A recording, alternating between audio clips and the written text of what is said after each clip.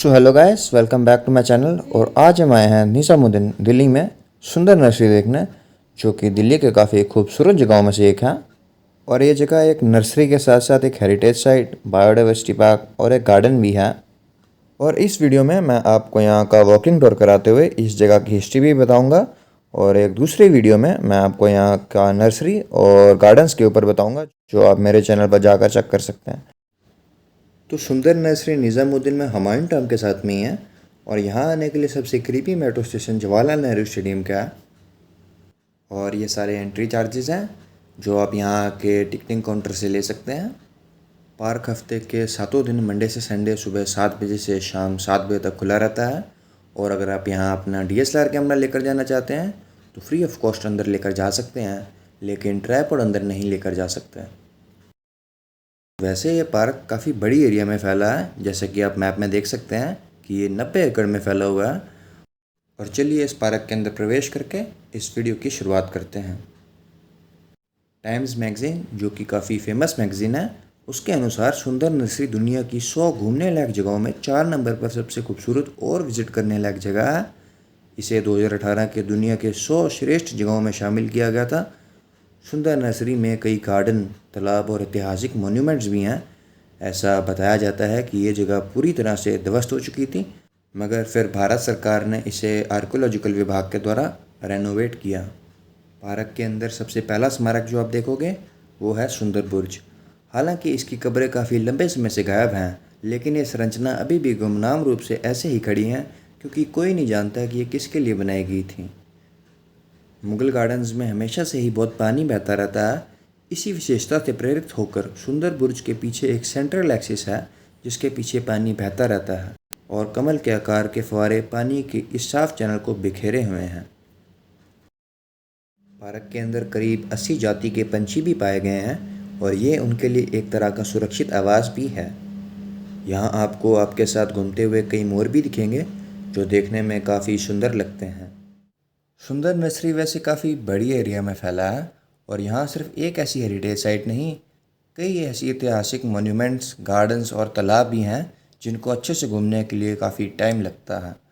बाकी पार्कों की तरह यहाँ भी कई लोग सुबह की सैर और योगा करने आते हैं, और यहाँ अपने पालतू कुत्तों को भी पार्क के अंदर लेकर आ सकते हैं।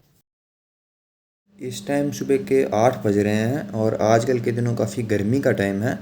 मेरे हिसाब से या तो आप आजकल के दिनों में या तो सुबह होते ही आओ, या थोड़ा शाम के टाइम थोड़ी गर्मी कम हो तब आओ।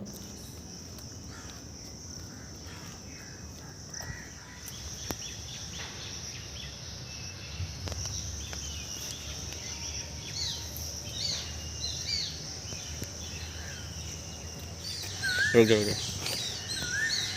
हाँ, 3, 2, 1।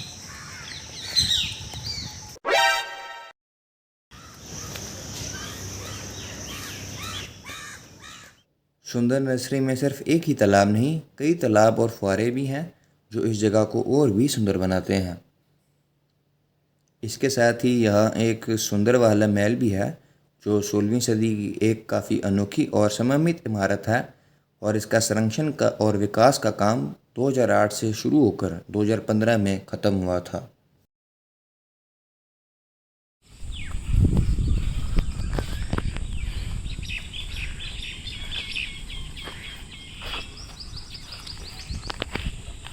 काटते तो नहीं है?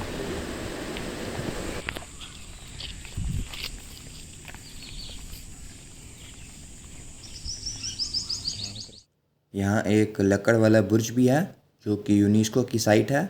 सुंदर बुर्ज की तरह इसके अंदर भी जटिल कला का काम है। अंतर ये है कि इसके साथ एक अतिरिक्त कमरा जुड़ा हुआ है, जो कई लोगों का मानना है कि मकबरे की देखभाल करने वालों का घर था, जिसका कमरा अलंकरण की कमी से आसानी से पहचाना जा सकता। लेकिन सुंदर बुर्ज की तरह ये स्मारक किसके लिए बनाया गया था और इसका असली नाम क्या था, ये कोई नहीं जानता। और नर्सरी के साथ साथ यहाँ हुमायूं टॉम और 16वीं सदी के 6 टॉम गार्डन्स भी बनाए गए हैं, जो कि वर्ल्ड हेरिटेज साइट्स भी हैं। और पार्क के काफ़ी अंदर जाकर एक बायोडाइवर्सिटी जोन भी है, जहाँ आपको और पक्षी भी देखने को मिल सकते हैं।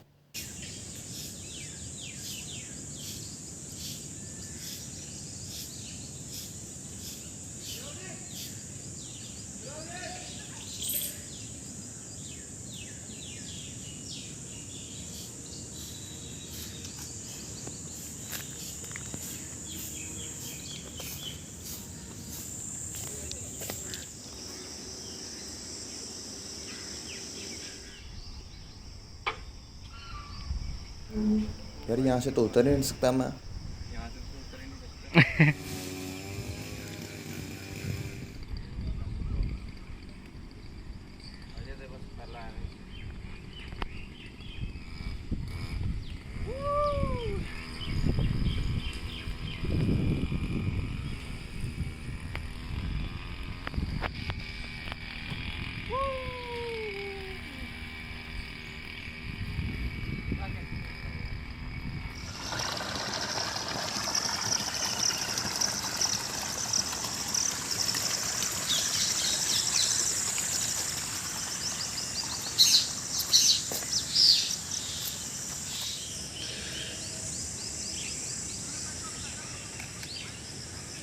सही है फोटो।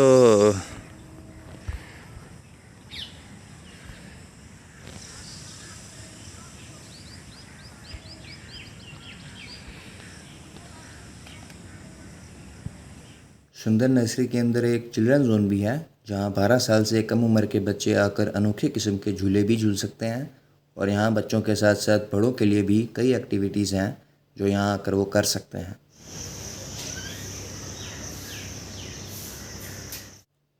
पार्क के अंदर एक बहुत ही सुंदर fab cafe by the lake भी है, जहाँ आप लेक के साथ बैठकर स्वादिष्ट भोजन कर सकते हैं। और ये कैफ़े सुबह 7 बजे से शाम 7 बजे तक खुला रहता है, जब जब सुंदर नर्सरी खुला होता।